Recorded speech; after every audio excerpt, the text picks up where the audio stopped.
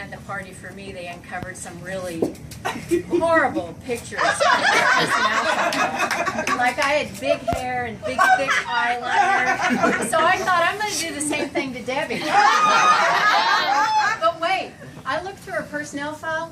They're nowhere to be seen. She purged them somewhere else. That's right. But I did find a copy of the original application that she filled out in 1984. I wasn't born Some yet. very. Yeah, right. So again, 1984. Debbie had worked in a couple of other jobs before she applied for American, and she started out in reservations. So briefly state the reason for your interest in employment with American Airlines, and this is so profound and original. I have a special interest in working with people, and I enjoy sailing a great deal.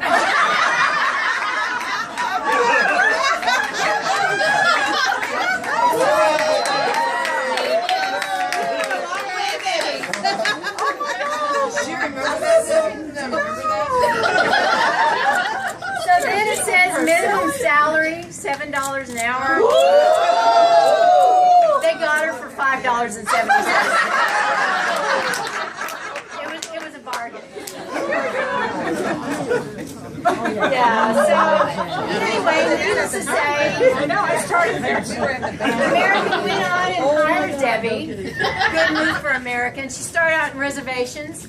She moved on to the city ticket office, and then she came into sales and proceeded to grow the promotions and community relations area into a way that it's never been before up until she did it. And then finally in diversity marketing. So, I mean, all of you know Debbie in a different light. We worked together for 10 years, and I can say that Debbie is a friend. She's a mentor and a teacher. She's a very good coach. As an employee, she's amazing. She's brought a lot of people together on a lot of different levels over the years. And after 30 years, it's time to go on and do something else.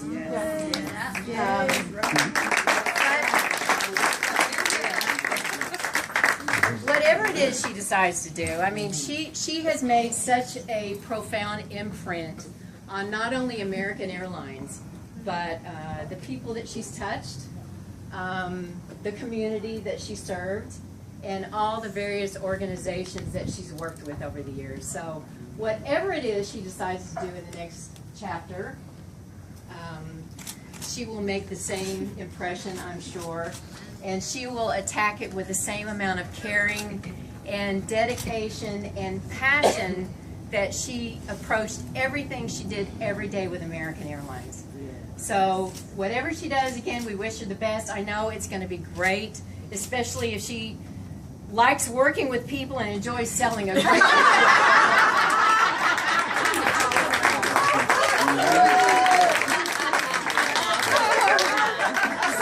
I know a couple of you have stories and things that you would like to share with Debbie, so I would invite anybody up that would like to be next.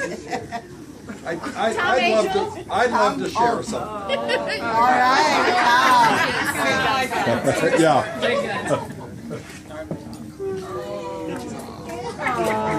For those of you who I haven't met, my name's Tom Achel, and presently live in Chicago. And I have a couple words I'd like to say, but I'm saying it on behalf of all the people that have floated in and out of Los Angeles over the last 30 years. Because my wife, Pat, and I, we were one of those people.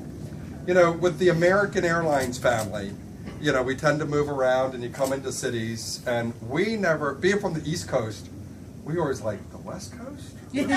What's that going to be like? Debbie's one of the very first people that we met when we moved here. And from the work side of things, you know, that's why you come here.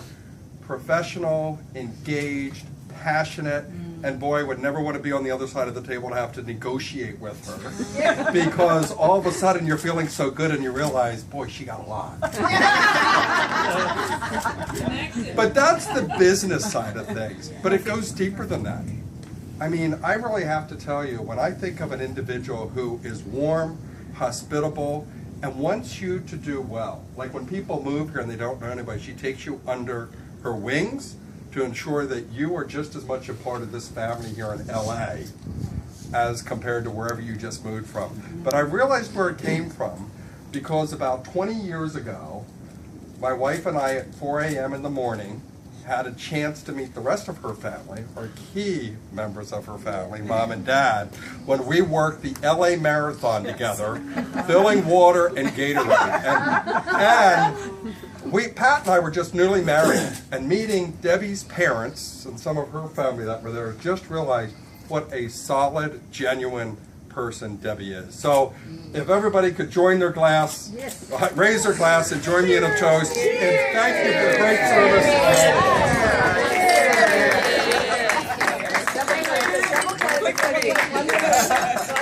That's right. Anybody else have anything else? Hey, Roz. Another member of our family. Roz loves public speaking. Well, I had the pleasure, similar to Tom, to come to LA and be embraced first with Debbie and the wonderful staff here. And when I thought about telling a story, you know, there are so many fabulous places that Debbie made sure that American had exposure with, but she also made sure that the LA team had exposure with.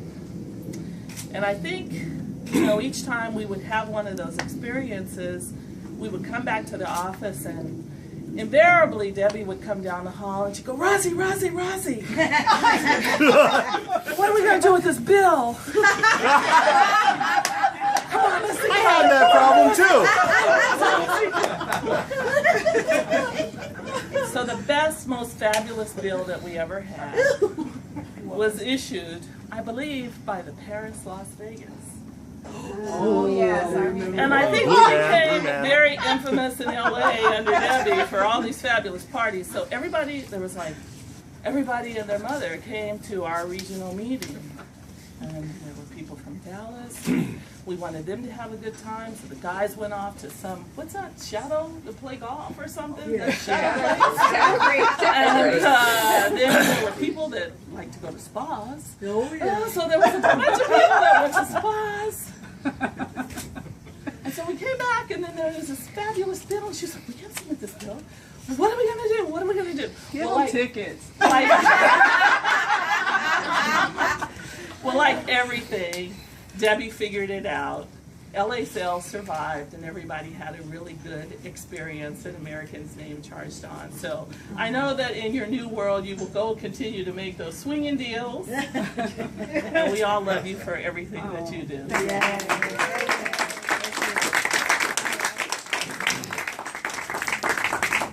have a story. Okay, Nancy Matsui. I have a lot of stories, but I'll just share the most recent one. Debbie and I have seen many celebrities, and many of you are here today to honor my best friend here.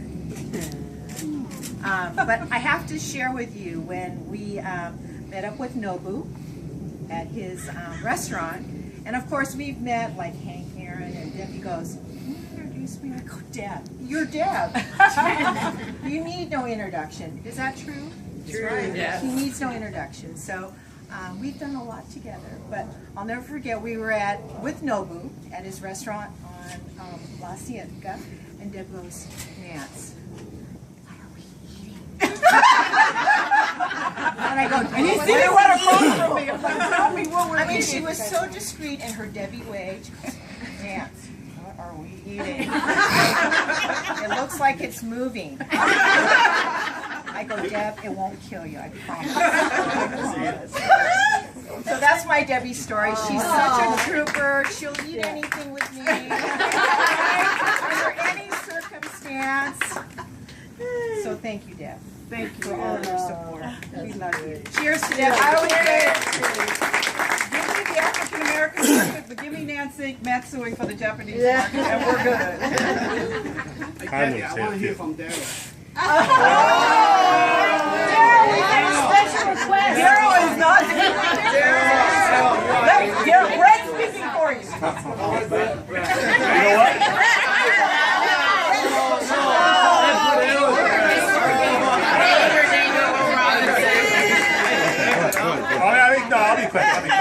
You know, I had all these things I wanted to say about Debbie, but you know, the reality is everybody has the same opinion of her.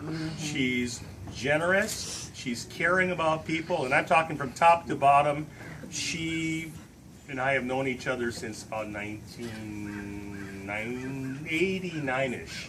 And I'll tell you, even back in the day when she was a quote-unquote lowly city ticket office agent at the Beverly Hilton, she was always there to help me to get stuff done, always smiling, always pleasant, really, and always attractive, by the way. Sorry about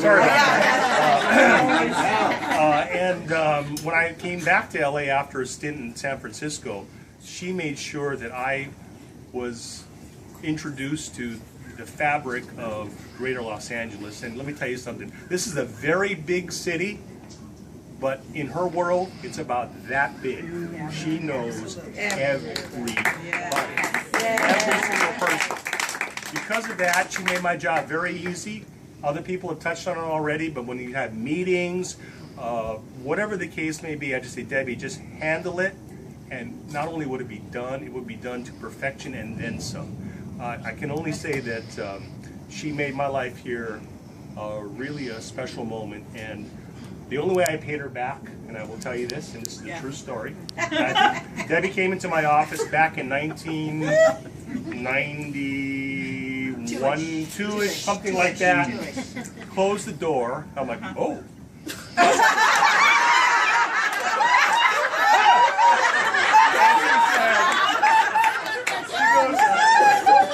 Tell you about this guy named Daryl. And we started talking about Daryl. I didn't even know who Daryl was. I said, you know what?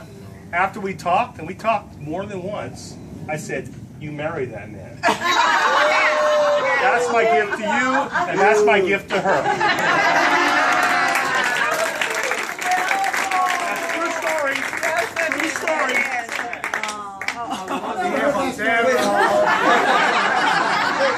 You said that was a gift? That's a true story, dude. I'm speaking as a in-law, so I'm giving you that perspective, and it can only be nice because some of you know Debbie in another way, but the way I know her is that she's completely generous. As a brother-in-law, I can always call on Debbie if I need something, anything, whatever I call on. She knows I call on her a lot, but she's so generous, so loving, that not only will she do things for me, but she'll do things for my friends. I'll tell her, hey Debbie, you remember this guy? And she said, well, kinda, but she really doesn't. But she will do it. She will go to the end of the earth to do something for a friend of mine because it's a friend of mine. And I appreciate that about you. I love that about you. And, congratulations on your 30 years. I hope to join you soon. You've been, you're the blessing to my brother. Yes. That's right. I thank you for that.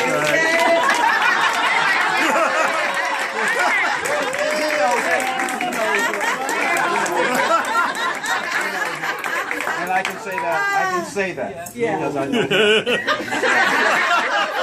And I don't say that in a disrespectful manner, but the Bible says that when a man finds a wife, he finds a good thing. Yes. And my brother, you have found not only a good thing, you found a great thing. Oh yeah. Daryl's turn. Oh, here we go. Oh, Debbie. Debbie calls me Mikey Mike. Almost every single day. Yes. You have to continue it. I'm doing what I can. You have to carry that torch. I'm doing it. But I love Debbie to death. She's always been like the big sister in the office to me. And from the day I started, she was in the interviewing room with me and Rod. First thing I thought was, what am I going to do about my hair? how's life with American going to be with these two very strong black women here sitting over me? So everything How'd that was. work out for you? He still got his hair. I got my hair, but I don't have Debbie anymore. Oh, you do.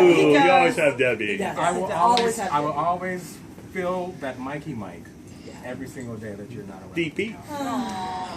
You've always been there for me. I appreciate that. You've guided me, you've mentored me. Not only me, but mostly everybody here. Everybody. You probably put in all the work in some kind of fashion.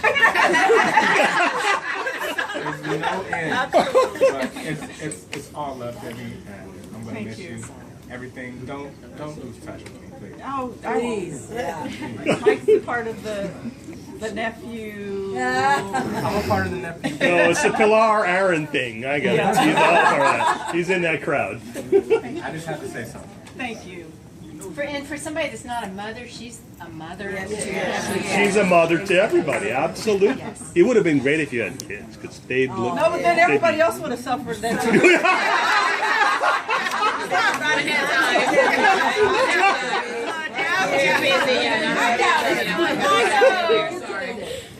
I'll say Daryl, any wife worship you want to have? Come on, No, there's more. No, she wasn't. She wasn't. No, I'll let you end it. You're the closer. Can I just? No, you're the closer. You're the closer. You're the closer. Go ahead. Close the deal. Keep going. Keep going. It's far from over. Marquesita's next. Get ready. Okay. Whoever wants to. All right, so I think you might have got the year wrong when she came in here and had that talk about. Oh, sorry about that. That was probably like around 1995. When we They talk- reconnected when they reconnected. Oh, well, yeah. Well, I've been Debbie's friend. My name is Shameen. I've been Debbie's friend since the 10th grade. And we go back, and I just want to congratulate you.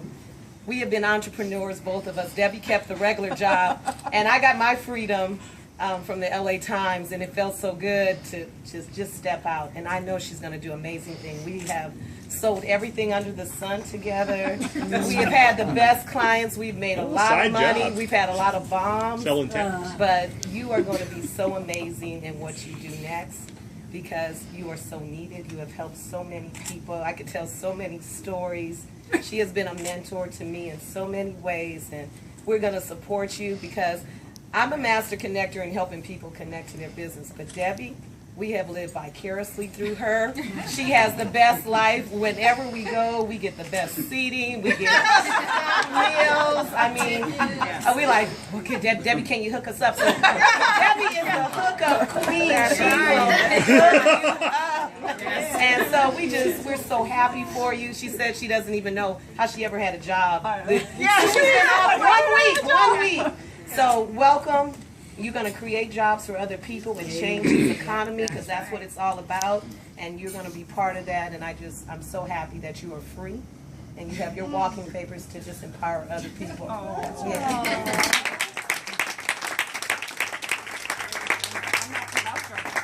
I said I'll start crying, so I'm going to keep everything Shameen said. I'm Debbie's friend Patrice. Everything she said is so true. We have all lived better lives because of Debbie in many, many, many, many ways, including going to these VIP events and meeting all these, VIPs and getting resources for jobs that we've had. I can't tell you the number of opportunities that she's made happen for me in my work over the years because of her job at American Airlines and the people that she works with, the people that she knows. She would call, like Shameen said, she could call anybody and connect us. We could, I believe if I said, can I meet President Obama? You met him. She would call. Yes, I'll find a way. I'll find a way. But I mean, you know what I'm saying. She'll call anybody and she'll do it with enthusiasm. Okay, let me, who knows President Obama? Okay, I'll call them. And maybe it probably would be Cookie, but she would call Cookie on our behalf. But I mean, it just goes on and on. We could be here all day, but I do want to tell a quick story. And thank you, Debbie. You know I'm grateful to you and love you so much.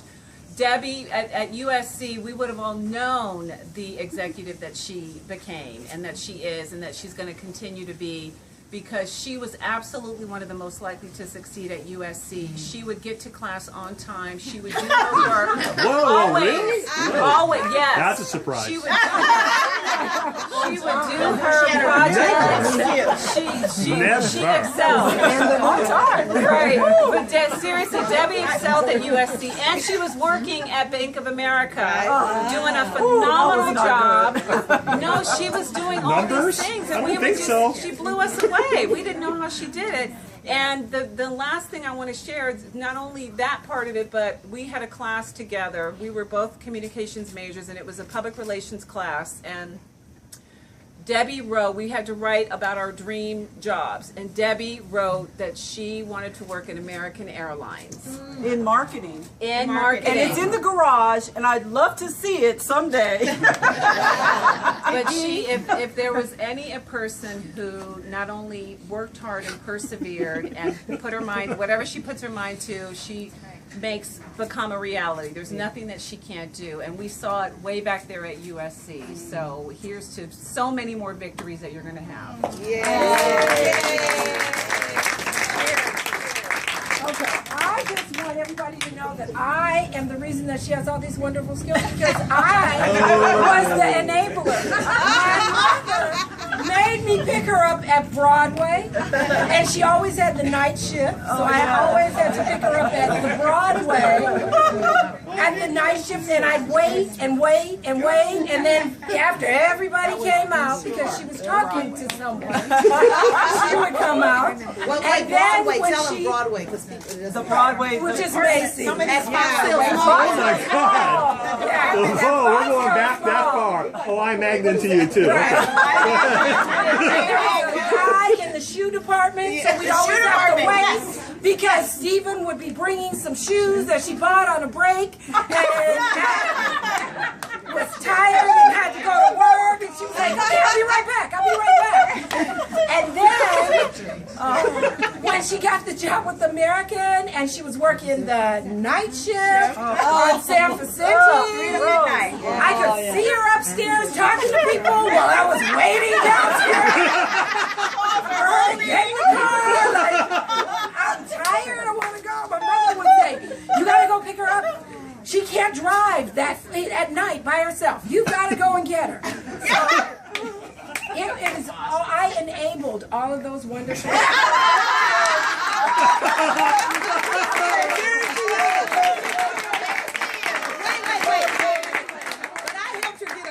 because Debbie drove an old Falcon from the 50s.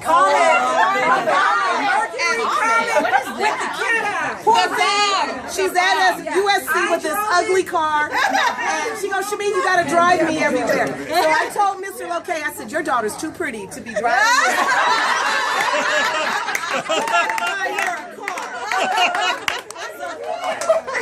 He remembers that. If anything, he remembers. And so he got her a little Nissan, a Datsun B210. Yeah, Datsun.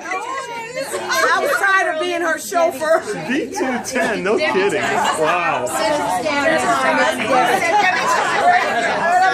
Everybody looks good. Okay, I'm gonna be there. But just know that you're gonna get something good. But seriously, my husband and I and my kids have, all benefited from her wonderful wisdom. And I would say, well, I don't know, it's our anniversary, I'm not going to go anywhere, we're just going to go to San Diego. And she'd go, no! Yeah, let's go lunch. The flights are good, you can get on here. Just, okay. Somebody with the kids, get on the flight. My husband hated to travel. Hated to travel by plane. He would like to drive. He did not like to get on the plane. We always were driving. The best story, and this is my last story, I called Debbie and I said, my son Eric is playing. I want to go we're going to drive up on Friday. She goes, why are you driving? I looked at all the flights. The flights are clear. You can get on. So I told my husband, we're not going to drive. We'll fly up Saturday morning and go to the Sunday game. He's like, oh, okay. Are you sure we're not going to get bumped? No.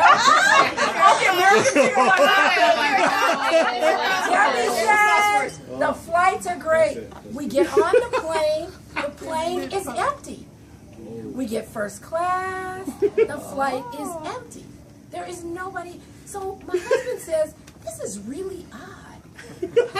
Where is everybody?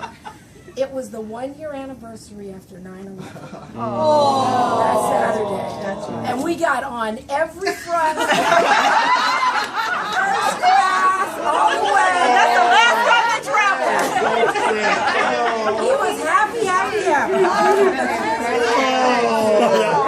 Wow. That was great.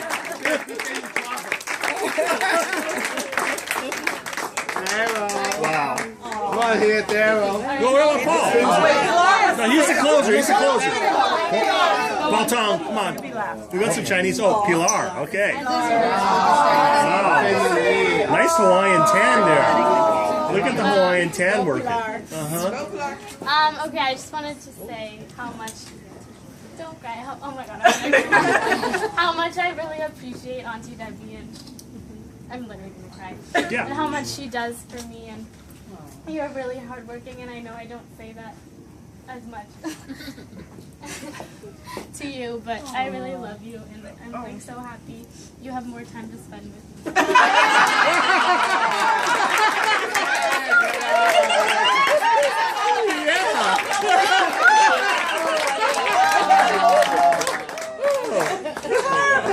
Straight to the point.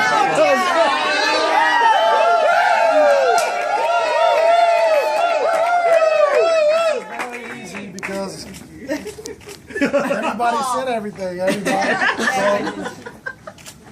So it's amazing how many people love you because you are such a special person, and you deserve everything.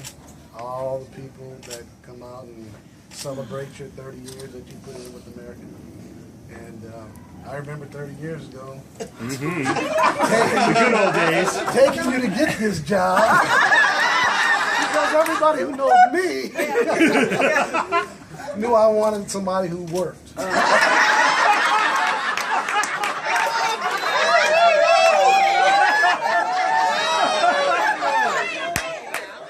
it's come full circle. All the people that you were bossing around at work, it's all come back to me. I got a long list of stuff to do. All those 600 emails that you were looking at, now it's only 6. That's a lot of time focusing here. It's come full circle. So hopefully you'll get another something that you love to do. Because you are so good at it. No, to be serious, Get busy. everybody loves you, and I love you.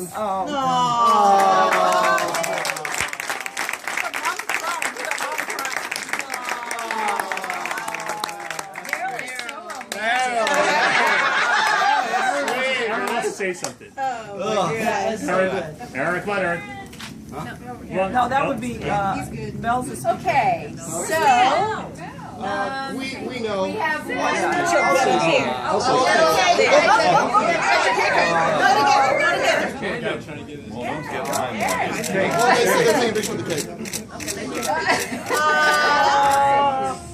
Am I supposed to be? Yeah. One for every 10 years. Yeah.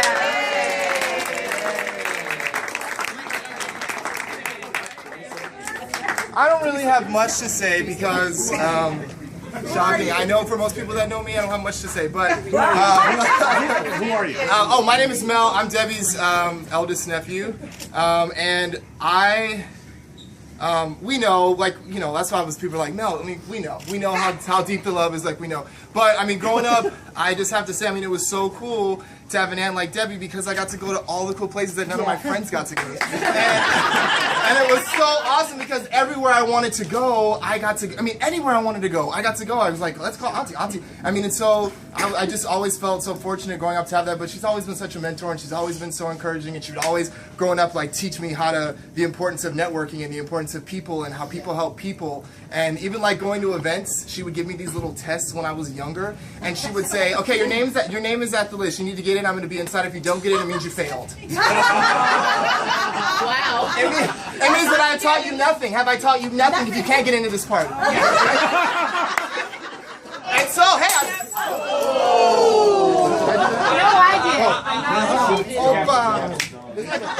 good luck.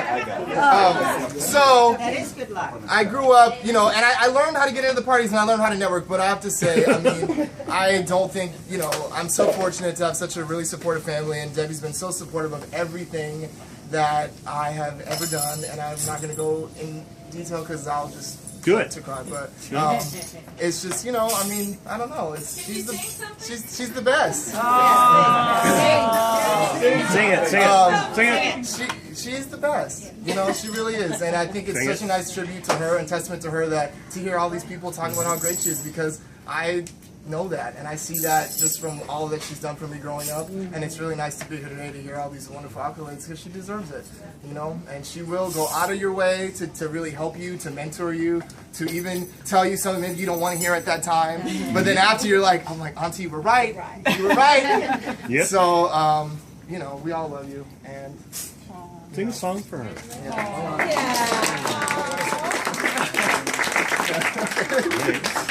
I don't want to sing a song. I think he really nailed the attitude too.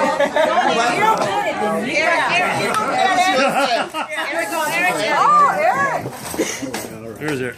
Okay, now who's this guy? Go ahead. This is my aunt. I'm Melvin's younger brother, and Denise is my mom, and Melvin Jr. is my dad. But yeah, so I'll just tell you a quick story. My senior year of college, I got very sick. I had mononucleosis, and all the doctors were telling me that I was playing soccer. I played Division I soccer growing up. He's the FIFA guy. Division I? Division I college soccer growing up in college. So my senior year, I get mono, and the doctors are telling me that I'm out for the rest of the season. So this obviously didn't sit well with me. My parents called up my aunt Debbie, and I was in my apartment, extremely depressed, obviously. And she put me on the first flight back to LA, got me in with the best doctor probably in the world, one of the best doctors in the world, ear, nose, and throat specialist, who then sets me up with another doctor who I think is one of the best doctors in the world, and these guys end up healing me in about a week. Get back on the soccer field, senior day, last game of the season, score the game-winning goal with my family there. 5 seconds left in the game. It was crazy. It was a very crazy game. But I just want to thank you for everything that you've done for me and for everybody. And then to top everything off, I go to Magic Johnson's party, and Magic comes up to me saying, "Oh, I heard about your game-winning goal." From Debbie. You won world championships, and you're going to come up to me about it. Alright. So, this is a great moment. One of the greatest moments of my life.